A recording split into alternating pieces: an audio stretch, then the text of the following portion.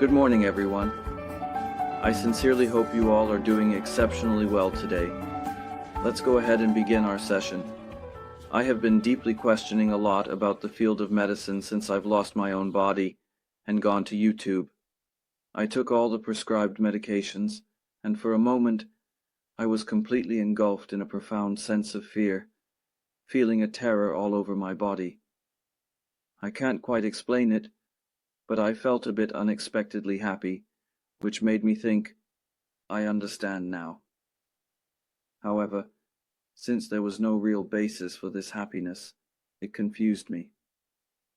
I thought to myself that this isn't right, so I stopped taking the medication for about 2 weeks. Now, I feel a bit like I did back then.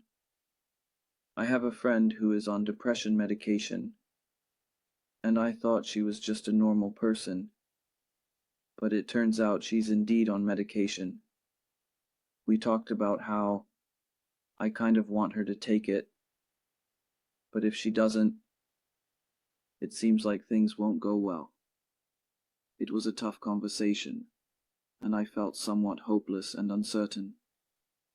I genuinely want to educate people about this, but I wonder how realistic that is.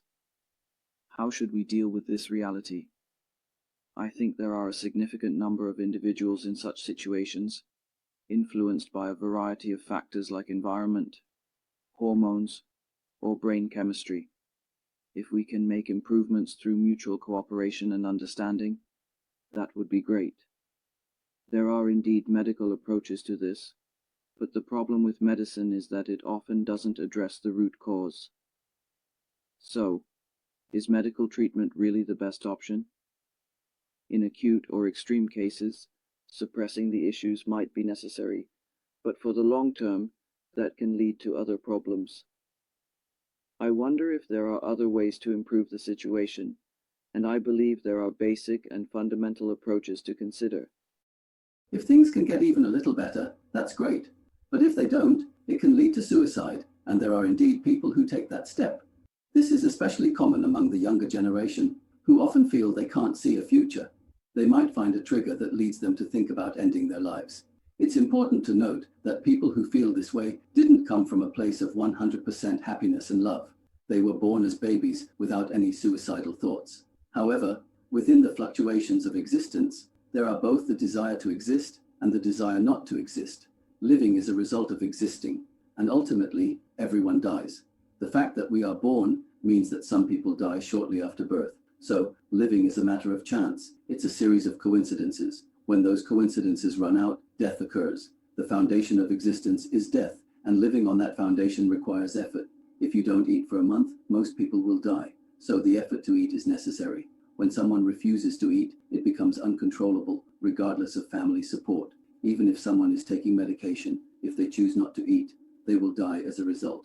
Babies are born with a 100% chance of survival, but if left to their own devices, their thoughts can become disconnected from their existence.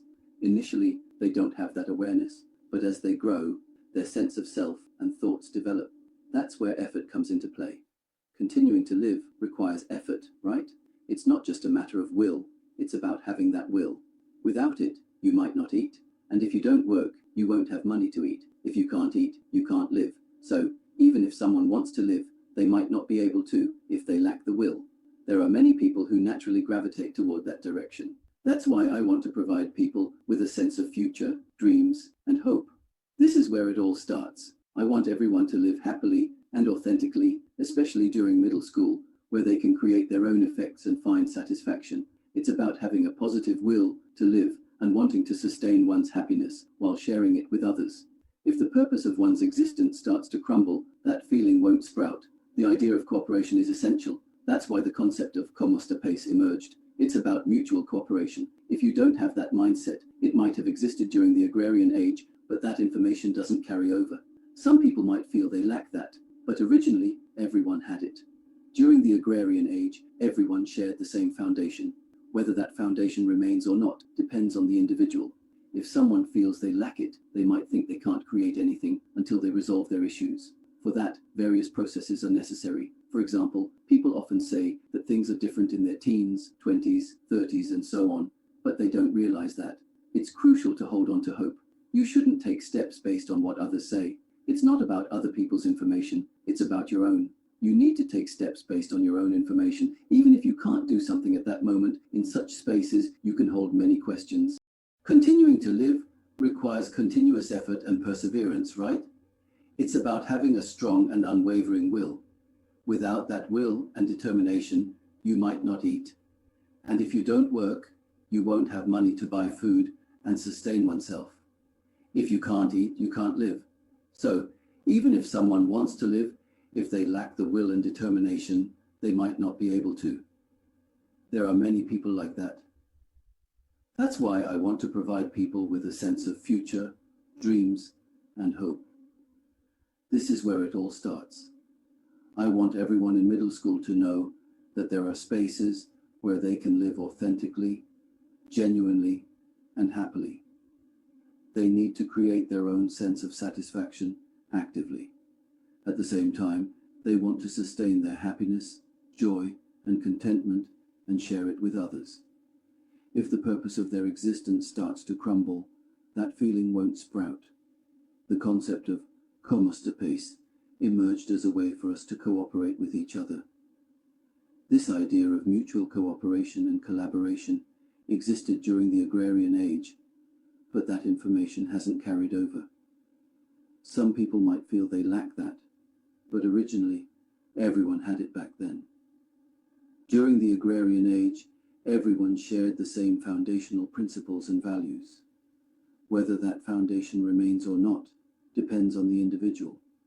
If someone feels they lack it, they might think they can't create anything until they resolve their personal and individual issues and challenges. For that, various processes are necessary. For example, people often say that things are different in their teens, 20s, 30s, and so on, but they don't realize that. It's crucial to hold on to hope, optimism, and positivity. You shouldn't take steps based on what others say. It's not about other people's information. It's about your own personal and unique information and insights. You need to take steps based on your own information. Even if we can't address 6 types of water damage at that time, we can still have a lot of questions in such situations.